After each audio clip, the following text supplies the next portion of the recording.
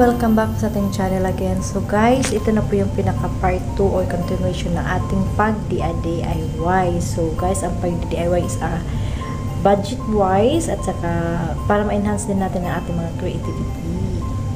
Ngayon lang guys, ang gagawin naman natin ngayon is i-share ko sa inyo kung paano ko to ginawa. I-share ko sa inyo guys ang pinaka-raw procedure at ano naman ang pinaka-raw materials na ating gagawin na lamp post. Christmas lamp post. So from the scratch, ituturo ko sa inyo guys. So ito guys, ito yung ginagamit ko sa aming actually this is a bedroll. Bedroll dito siya. So ito yung ginagamit namin sa spa. This is a disposable bedroll. So yung pinakano niya guys is ito yung kinikip ko siya. Kinikip ko. Tapos ito yung gagawin natin na pinaka poste ng lamp, Christmas lamp post. Tapos ito naman siya guys, ito yung nilagay ko sa pinaka yung pinaka top ng yung poste. So ito maganda to siya guys actually kasi umiilaw yan siya. So ngayon kasi wala na siyang battery pero nalalagyan yan siya ng battery. So advice ko lang din guys sa inyo pag gumagamit kayo, pag hindi na nagamit yung halimbawa ito battery to siya. So, huwag nyo siyang tanggalan yun ng battery tanggalin nyo yung battery kasi mangangalawang siya. So, katulad nito, nangalawang siya kasi natambay siya na 1 taon. So, ngayon, yung battery na itinapon ko na pero hindi ko pa alam kung mag-work pa to siya. Kung bibilihan ko siya ng bagong battery.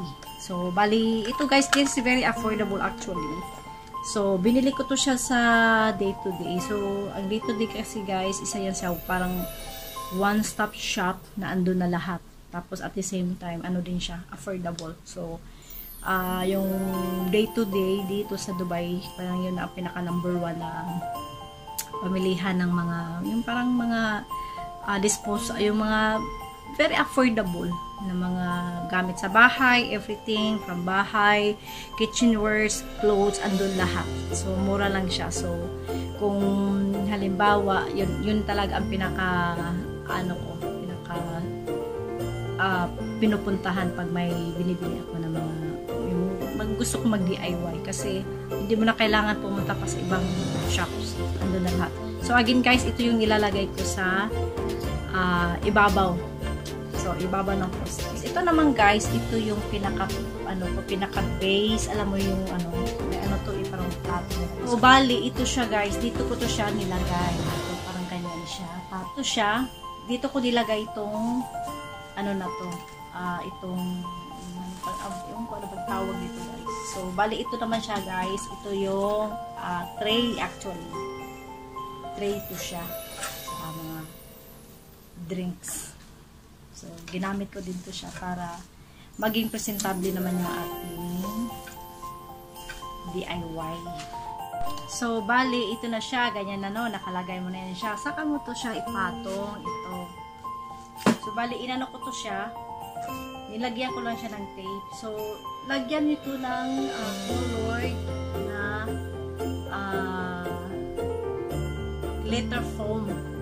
So, bali ito guys is, ito yung diba? Ito yung disposable, ito yung roll ng disposable bedroll. Tapos, ito nilagay ko yan siya dito sa tape. Tapos, lagyan mo siya dito. Lagyan mo siya ng glue para hindi siya gumalaw. So, after is, nilagay ko siya dito. Alam niyo to guys, sa kusina lang to. Diba? Ito yung parang patungan ng kaldero. So, kasi hindi ko siya ginagamit. So, ngayon, ito yung ginawa ko. Tapos, ito yung nilagay ko dyan. Ganyan. Diba? So, tapos, lagyan mo rin siya ng glue. Para naman siya ay magkakapit. O, see? Diba? Maganda na siya. Ganyan. And then, after, guys, may papakita pa ako sa inyo. Okay. So, ito, alam niyo ba to? So, ito guys, ito yung, halimbawa ba, di ba magpapakulay tayo ng buhok. So, ito yung mixing bowl.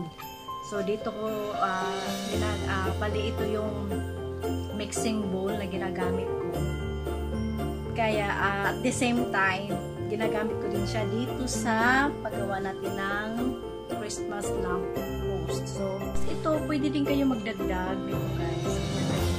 So, accessories sa lamp post. Ito guys. So, ito din is may battery siya. Kaso, ang battery dito is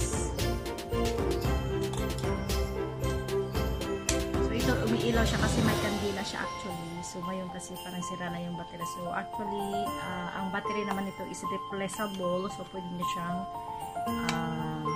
palitan ng battery. So, ito yung pinampakong ko. Tsaka ito.